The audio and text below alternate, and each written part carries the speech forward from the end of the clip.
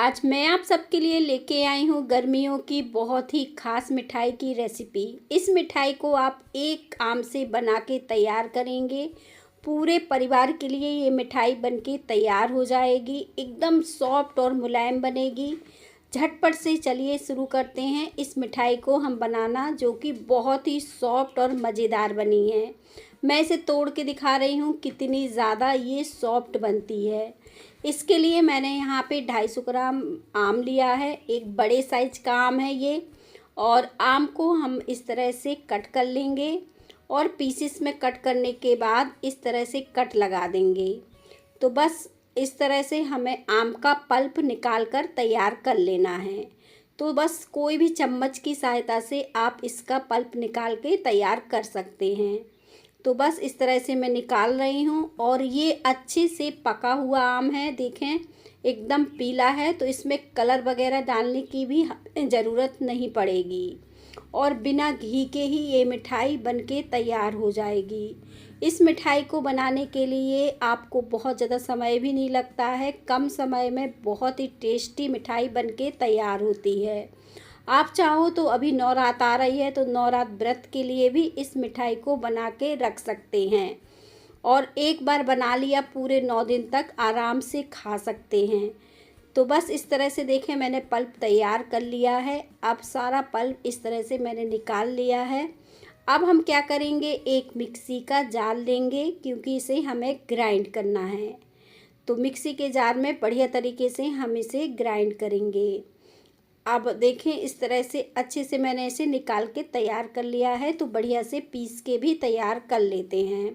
और इस आम में अभी रेसे वगैरह नहीं है, तो इसे छानने की भी ज़रूरत नहीं पड़ेगी।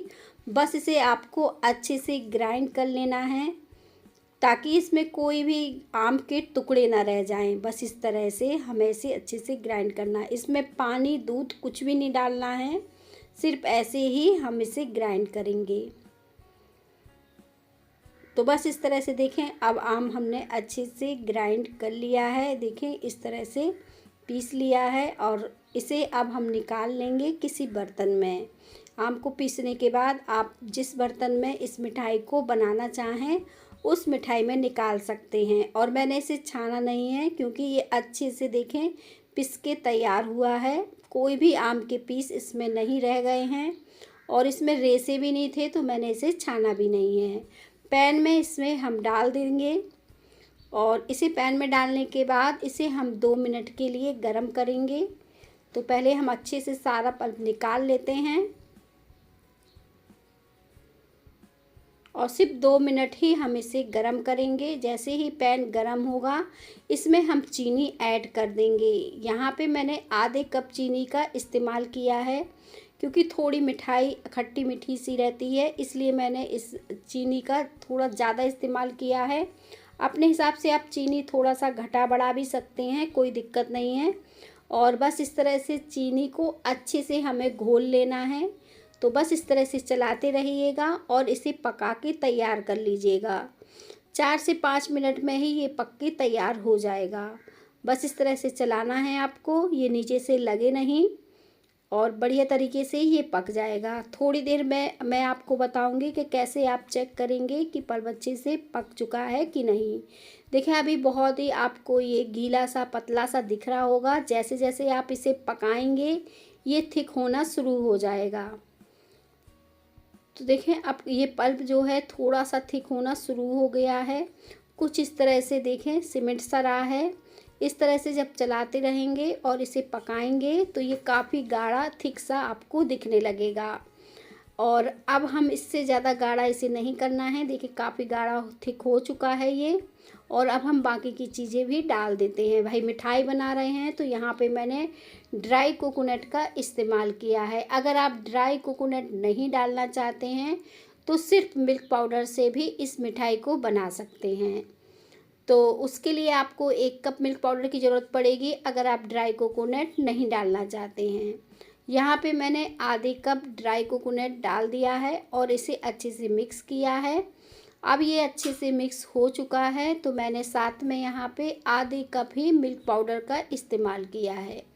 तो यहाँ पे आधे आधे कप मैंने दोनों चीज़ें ली हैं। अब इसे अच्छे से पका के तैयार करेंगे तो कुछ इस तरह से 2 से 3 मिनट और लगेंगे हमारी मिठाई को बनने में, क्योंकि अभी ये बहुत ज़्यादा गीला दिख रहा है। तो इस तरह से अच्छे से भूनकर तैयार करना है।